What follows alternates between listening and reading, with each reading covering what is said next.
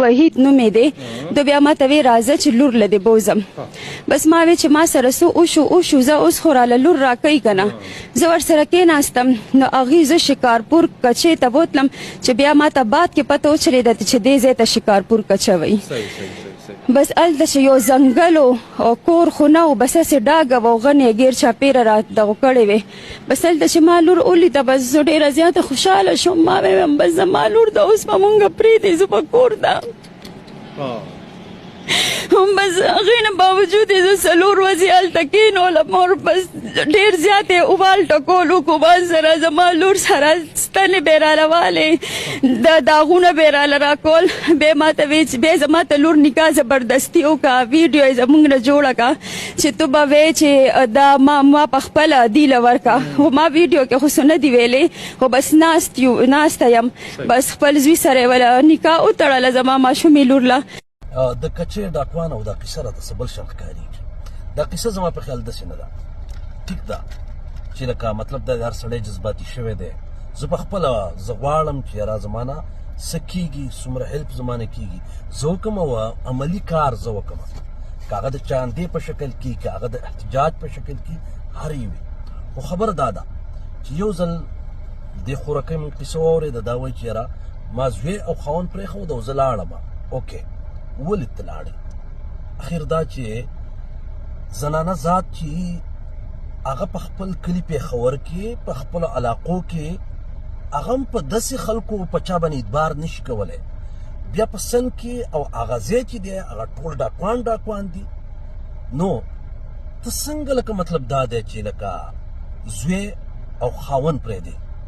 قصه ماته څه بل شان ښکارېږي چې یاره مطلب دا دی قصه څه ده آیا دې دا ډاکوان د مخکې نه پېژندل که نه قصه څه ده که دې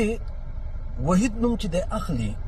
خو ټیک دا د کچې ډاکوان دی خو د دې د لور سره نکاح کول هغې نکاحونه نه کوي او ښه ډېرې پیسې اخلي د هغې زړه په چا باندې نه سوځي اوس دلته قصه څه ده دلته دا قصه ده چېرته وحید خو د دې رشته دار نه دی دا چې وحید پیژني او د دې د وحید سره تعلقات خبرې د دې سره رابطې کوله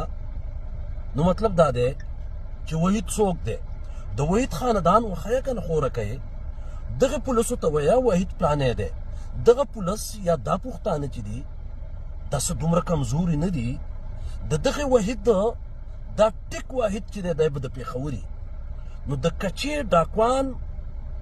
د وحید هیلپ ورسره شو خو ستا کیسه څه ده حقیقت زما په خیال داسې نه دی کوم چې مونږ واورېده حالانکې ما وویې چې زما زړه په خپله په دې باندې خفه شو خو د کچې د ډاکوانو سره تعلقات دا پې ولې دومره ډاډ ورځي چې یاره مطلب دا دی خاوند ته وایي چې یاره تم په قلار او زوی ته هم وایي ته یو زنانه ذات دی تا له دومره لوی زړه د کم طرفه چې یاره مطلب دا دی راځه زه هلته هم نه یارېږم نو دا دویم ځل چې تا ته تکلیف میلاو شوی دی دا خو یا دا ده چې ډېره زیاته ساده یې او خاوند دې هم ډېر زیات ساده دی چې یاره تا ته وایي چې زه بس دا کار ته وکړه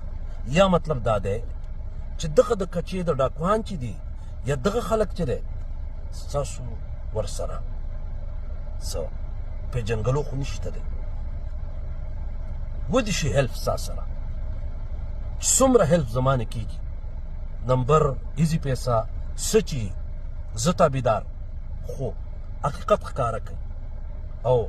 عملي کار دی وشي چې ستا لور چې ده د هغې دپاره داسې دومره غټې پیسې نه دي دا یو څو پښتانه به راجمع کولی شي او اول دغه کار دی وکړی چې ستا لور